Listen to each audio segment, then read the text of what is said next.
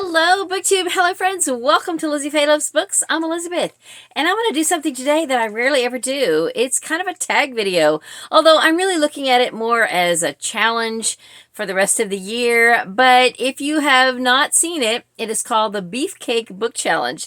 Now, I think I first saw this on Olly's channel, Olly, and then very quickly after that, I saw it on Storm's channel, StormReads, and I remember thinking, what? Are they going to talk about, like, big beefy men or something? I knew it couldn't be that, but what they were talking about were big books. Big, giant books that you think you can read either by the end of the year or within the next 12 months. I think this probably came out originally at the end of 2024. The original tag was done by Big Al Does Booktube, if you want to check out his channel. And basically it's a challenge to pick the biggest books on your TBR that you think you can get read within the year or next year or within 12 months, whatever you want to do. So I think that I can read these 10 books in the next 10 months, like within the rest of 2025, mainly because at least half of them I can get on audio. Now, I could probably get a couple more of them on audio, but I'm going to probably choose to read them in print based on the experience that I've had reading other books in that series. I've just have tried both, and I've had an enjoyable reading experience. But if I need to, listen to them on audio to get them done, I could, but we'll just see how it goes. So I actually filmed this video about a week and a half ago, but it was when I was having camera issues. My camera was flipping to a mirror image, and I filmed this video, and then I realized it was still doing it, and I just scrapped it because I thought, I am not going to stand here and hold up 10 books that you are reading backwards. I just didn't want to do it. But now I think it's fixed, so let's do it. Now, I have not chosen the biggest books I own or the biggest books on my total TBR. I was tempted to show you a few really giant books that I thought it would be fun to read, but deep down I knew that I probably was not going to get to them this year. And if I'm completely frank here, I might doubt that I would get a couple of these done that I need to read in print. But they are books that I want to read, so let's just go with it. Now, what I did in the first video that I filmed, the one that I scrapped, I actually had two stacks. I had a stack of 10 books that I could get on audio and a stack of 10 books that I would have to read in print. Because it's really kind of comparing apples to oranges when you're thinking about how many books you can get read and how many pages and all of that. When it comes down to listening hours, I can generally do a lot more with my ears than I can with my eyes. A, I read very slow with my eyes, and B, I don't have time to sit all day and just read. As fun as that sounds, I can't do it. So I have to fall back on audiobooks to get the books read that I want to. And so, it's kind of two different things. So I came back then after I decided to scrap that other video, and I kind of whittled down my stacks so that I have about half and half. Now, one of the ones that I took out was actually one that I started listening to it on audio after I had filmed that, and it was not for me. So I'm not even going to read that at all. So I'm glad I didn't put it in the video and tell you I was going to read it. It's actually one of the books on my 60 by 60 challenge. So, check one more off that I don't have to read, but it's definitely not for me. And I'll tell you about it whenever I do my 60 by 60 wrap up. Then I just, as much as I wanted to show you the biggest books, I've already done those videos. I actually have a video showing you the biggest books that I have in my house, and it was from a couple years ago. I will try to find it and leave a link down below. And then also one for the longest books I've ever read. And so those are still there, and I rewatched them the other day, and they still hold up. In fact, the biggest books that are in my house, I still haven't read most of those. And a couple of them are in this stack. So anyway, let's just show you the books. So almost all of these I have in hardcover. This is the only one that I have a paperback of. I did used to have this in hardcover, but then I found the rest of the series in paperback, and I just decided I would let the hardcover go. I've already sold it on eBay, and I would just have a matching paperback set. This is book 1 in the Fitz and Fool series by Robin Hobb. It is part of the Realm of the Elderlings. I believe it's the last trilogy so far that has been written, or the last series within that world. She does have one other trilogy that I haven't read that's not a part of that world, but I have not been able to find this included in any of their audiobook resources that I have without paying extra. So I'm perfectly willing to read it. If I can, though, get it on audio, like included in one of my library apps or something, I will jump on that in a heartbeat. But for right now, it looks like I'm going to have to read this and the other 2 in print, and I would love to read it this year. The next one is also a fantasy book. You know, fantasy books are big books, so about half of these are fantasy, and the other half is historical fiction. This is Cress by Marissa Meyer. Now, I have read Cress already. I've listened to it on audio. I have listened to the first 3 on audio, and the first novella, which is 2.5 or 3.5, I don't know. Then I started buying the books, and I decided I wanted to go back and read them in print.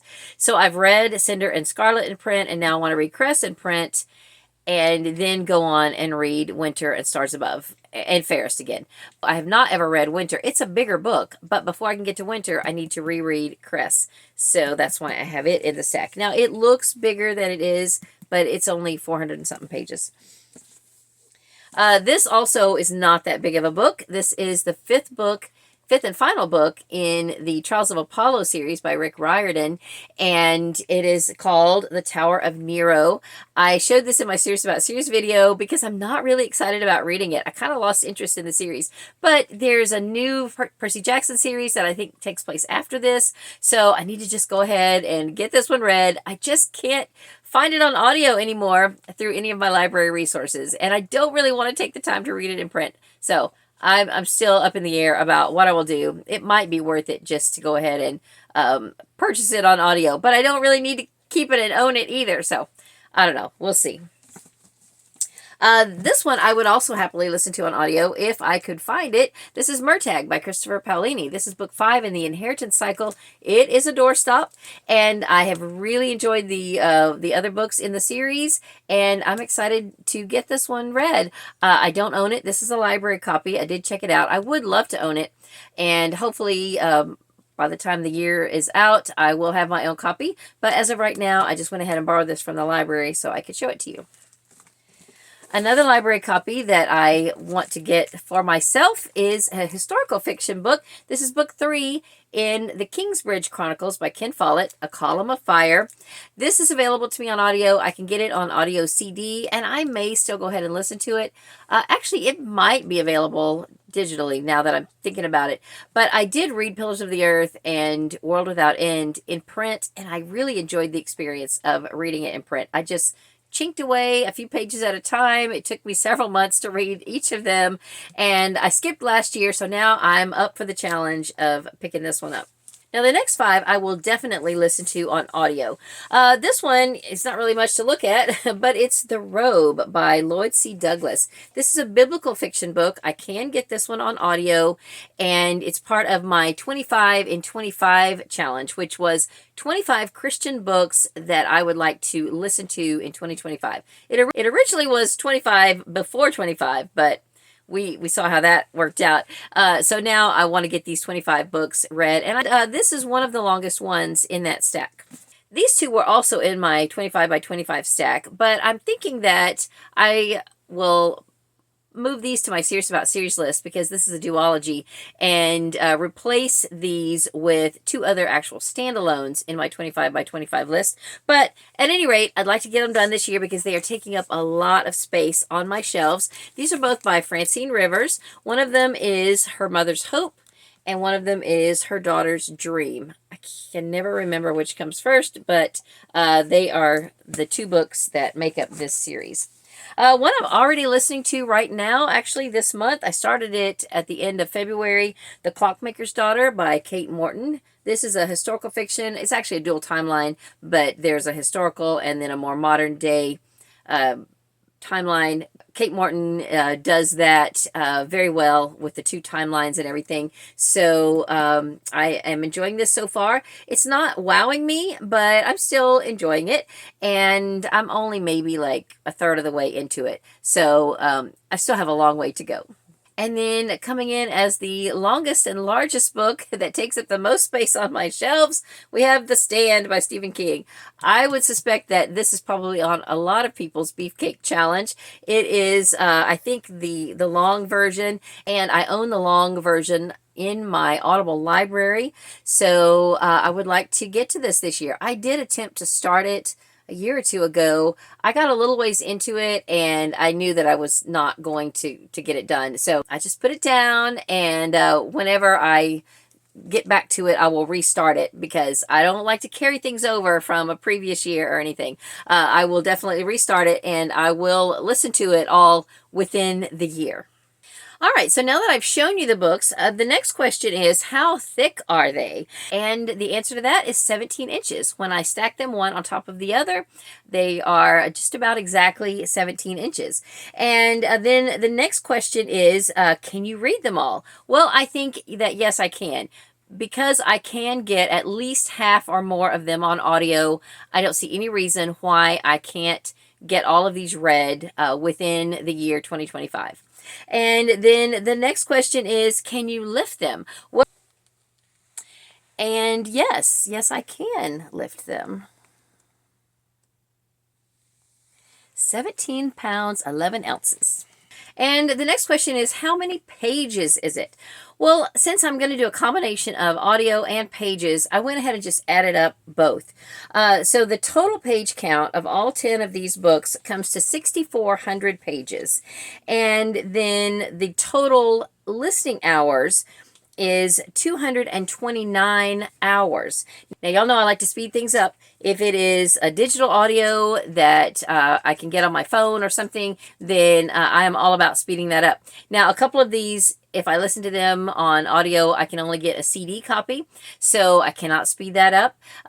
Clockmaker's Daughter is one example. I'm just having to listen to that at regular speed. So, you know, it's a little slower going, but that's okay. It still is something I can listen to while I'm doing some mindless activities in the kitchen, like washing dishes or cleaning books or things like that. And the last question is, who do you tag? And I was originally thinking that I wouldn't tag anyone because I think most of the people that I know that read big books or have a goal to read big books have probably already done this. But then I thought about Mitzi from Mitzi Reads and Writes. She reads a lot of classics, and some of them are very large. So, Mitzi, if you're watching this, I'm going to tag you to do this video. Now, if you don't have time to do it and you don't want to do it, it's all good. Don't even worry about it. But for the sake of tagging someone, I'm going to tag Mitzi. And if you are watching this and you want to do it, then by all means, you should. So, that's all I have for this video. Thank you so much for watching. I hope you're having a great day. Read a good book, and God bless you.